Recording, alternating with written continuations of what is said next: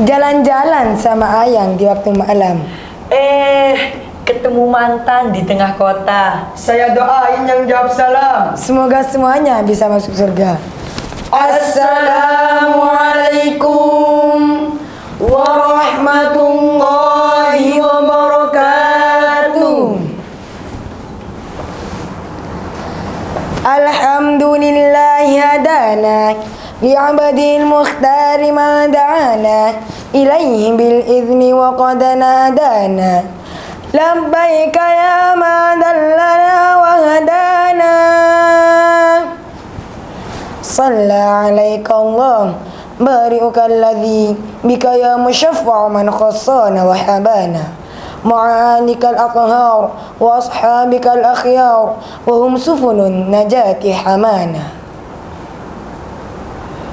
Kepada Dewan Juri yang kami muliakan, kepada panitia lomba yang kami hormati, dan para remaja generasi 5.0 yang dibanggakan oleh negeri.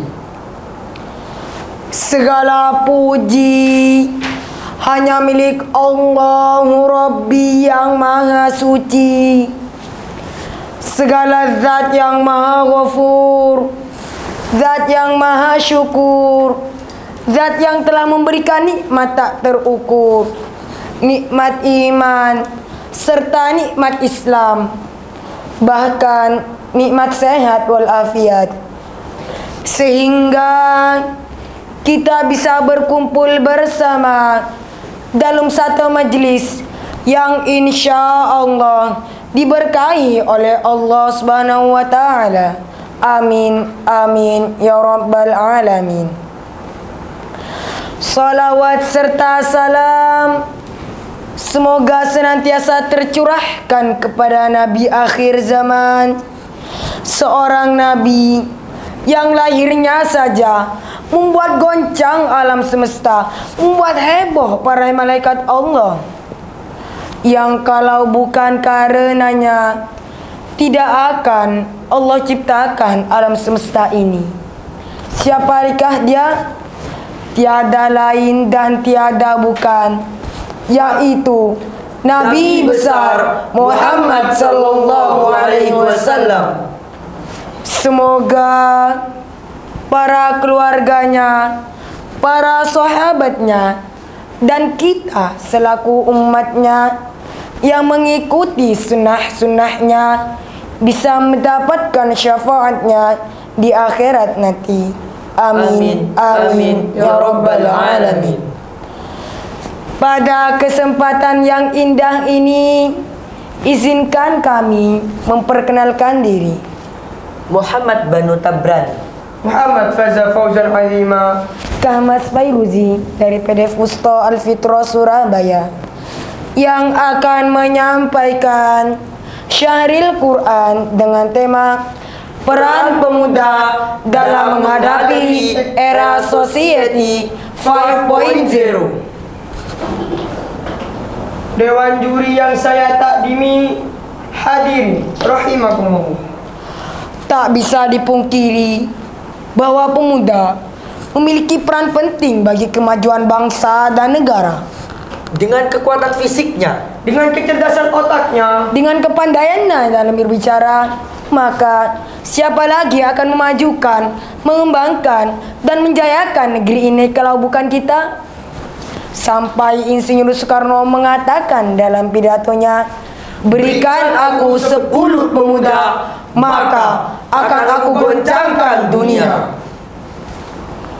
Oleh sebab itu, kita sebagai pemuda yang merupakan harapan bangsa juga harapan mertua, sudah waktunya kita bangkitkan semangat pada diri kita untuk memajukan bangsa kita di era Society 5.0 ini.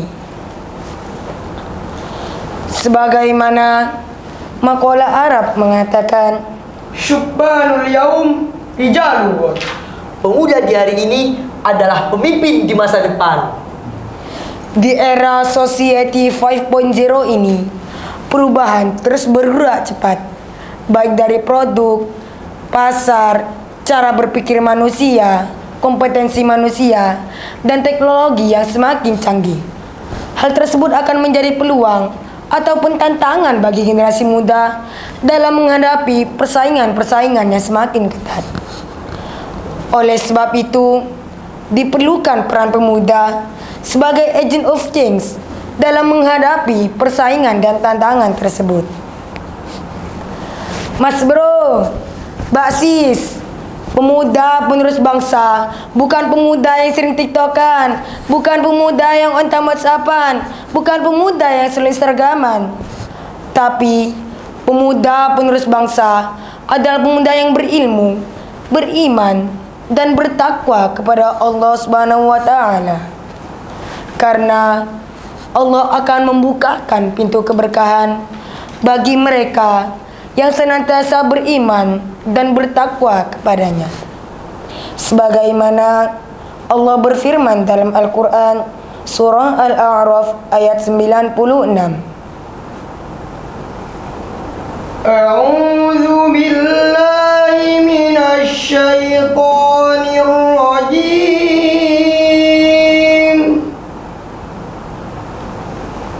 Bismillahirrahmanirrahim. Law anna ahlal qura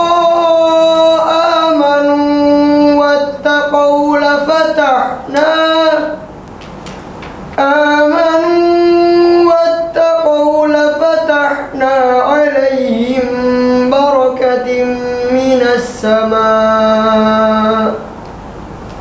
Yang artinya, jika ada penduduk suatu negeri yang beriman dan bertakwa, maka pasti kami bukakan untuk mereka pintu keberkahan dari langit. Sebagai agent of change, pemuda dituntut harus memiliki ilmu yang tinggi dan karakter yang kolaboratif, kreatif, dan inovatif yang dilandasi dengan iman dan ketakwaan agar sukses dunia akhirat. Hadirin rahimakumullah. Jika pemuda bangsanya sehat, maka negara akan kuat. Jika pemudanya berilmu, maka negara akan maju. Jika pemudanya beriman, maka negara akan aman. Jika pemudanya bertakwa, maka negara akan jaya. Betul? Betul. Namun, justru sangat menyedihkan, memalukan, bahkan memilukan. Karena tidak sedikit pemuda di luar sana yang menjadi pengangguran. Pemuda yang tidak tahu akan aturan, pemuda yang cerdas dalam keilmuan, tetapi lupa pada Tuhan. Pakaiannya broadfit, hidupnya elit, ibadahnya sulit, maka sudah jelas di akhirat akan Allah persulit. Dan yang kedua, pemuda penerus bangsa adalah pemuda yang mengajak berselawat kepada nabinya. Dan yang kedua, pemuda penerus bangsa adalah pemuda yang mengajak cinta kepada nabinya, yang mengikuti sunnah-sunnahnya, dan yang selalu mengajak berselawat kepada nabinya. Dan berselawat merupakan perintah Allah kepada kita semua, sebagaimana yang sudah dijelaskan dalam Al-Quran surah Al-Ahzab ayat 56. Bismillahirrahmanirrahim. Inna Allah wa malaikatahu yusalluna 'alan nabi. Ya ayyuhalladzina amanu sallu 'alaihi wa sallimu taslima. Yang artinya, sesungguhnya Allah dan malaikat-malaikatnya bersolawat untuk Nabi. Hei orang-orang yang beriman, Bersolawatlah kamu untuk Nabi dan berikan salam penghormatan kepadanya. Allahumma sholli ala Sayyidina Muhammad. Allahumma sholli ala Sayyidina Muhammad. Salatullah salamullah ala Taha Rasulillah. Salatullah salamullah ala Yasin Habibillah. Bahwa Rasulullah SAW bersabda, يعجب ربك من شباب ليست له صبوة. Tuhanmu kagum dengan pemuda yang tidak memiliki sobwah, yaitu pemuda yang berkecondongan melakukan maksiat. oleh karena itu, marilah para pemuda, jadikanlah iman dan takwa sebagai pondasi hidup kita. Oleh karena itu, marilah para pemuda, jadikanlah iman dan takwa sebagai pondasi hidup kita. Buatlah negeri ini bangga memiliki kita, dan jangan lupa siapa pencipta kita. Semoga kita tidak terpengaruhi dampak negatif, tapi kitalah yang memberikan dampak positif di era Society 5.0 ini. Demikian Syahril Quran yang bisa kami sampaikan. Mohon maaf apabila ada tutur kata yang kurang berkenan. Akhir kata, hidup sendiri tanpa kekasih.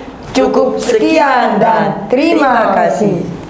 Wassalamualaikum warahmatullahi